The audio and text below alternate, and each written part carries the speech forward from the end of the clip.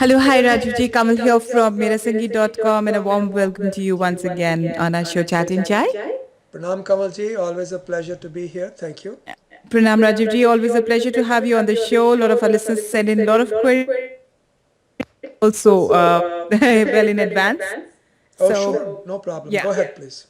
And before we move on into the queries, Rajivji, like always, we would like to ask you in case there's any update you would like to share with us on the immigration reforms bill, anything of interest to the listeners? Kamalji, I don't think much is going to happen, but right now there is an effort in the House of Representatives, sort of like Lok Sabha in India, where the immigration reform is stuck. Democrats in the House, who are in the minority, are trying to force a vote on immigration, and Okay. they are short of about 27 votes. Um, and they have 100 some votes, but they need, or maybe 90 some votes, and they need 118, I think. I kind of forget numbers, but I know they're short 27. Okay. Okay. So the reason it is unlikely is because they need 27 Republican votes. And politically, it is considered to be bad form for members of a party to break ranks and vote to force a vote on an issue which is not taken up by their party as a whole in the House. So it's unlikely.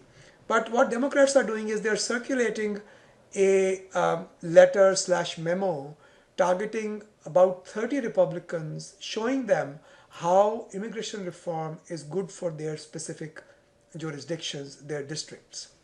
Okay. I would be really amazed if something comes of it, but you never know. We'll see what happens.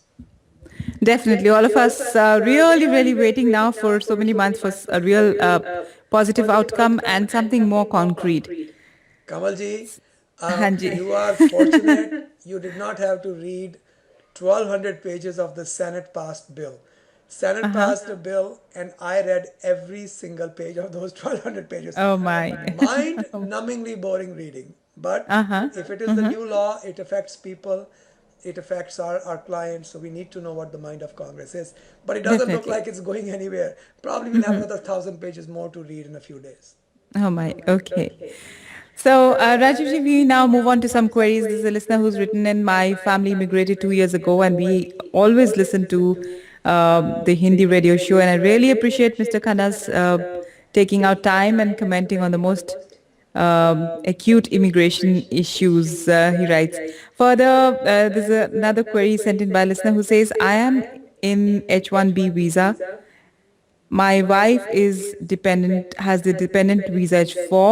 Since the H-1B quota is filled for now, can she work for another Indian company, get Indian bank salary while staying in the United States? Thanks in advance for your assistance. So the question, as I understand, is this. This friend of ours, his wife, he's on H1, his wife is on H4. And because the quota for H1 is over and he wants her to work, Right. the question is, what if she were to work for an employer here and get paid in India? And the answer is clearly illegal. Okay, okay. Okay, but a couple Right. of things I want to point out here. There is a regulation contemplated um, allowing H4 holders to work.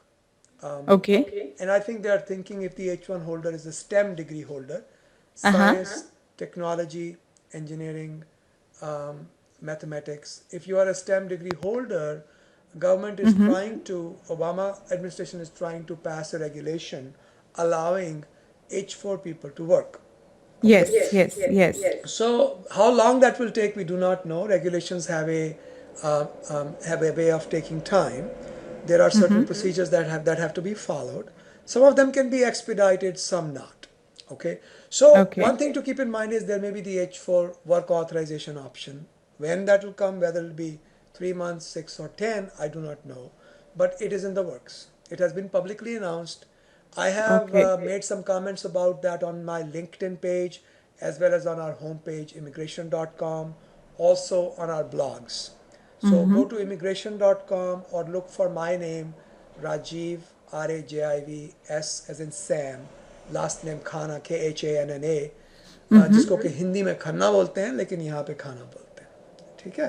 Okay, So okay. you look for that and you will find a lot of information about what is going on. And of course, you can follow us on Twitter. We keep ourselves updated. In fact, Kamalji, I'm following Kamalji also, so you can find me there as well.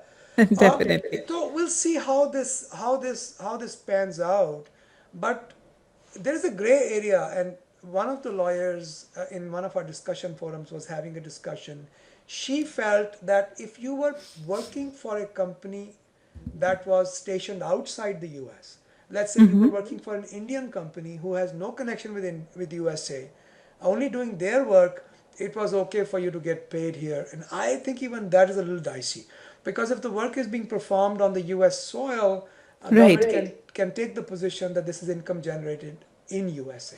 So, but right, in right. this Yeah. case, that is not even the hypothetical. Here, the work is being performed for an American company. Only the payment is being made in India. No question, this is clearly illegal. Okay, okay. Another question, Rajivji, from a listener who says, I have been in the United States. My husband and I stay here. We are legal permanent residents here in the United States.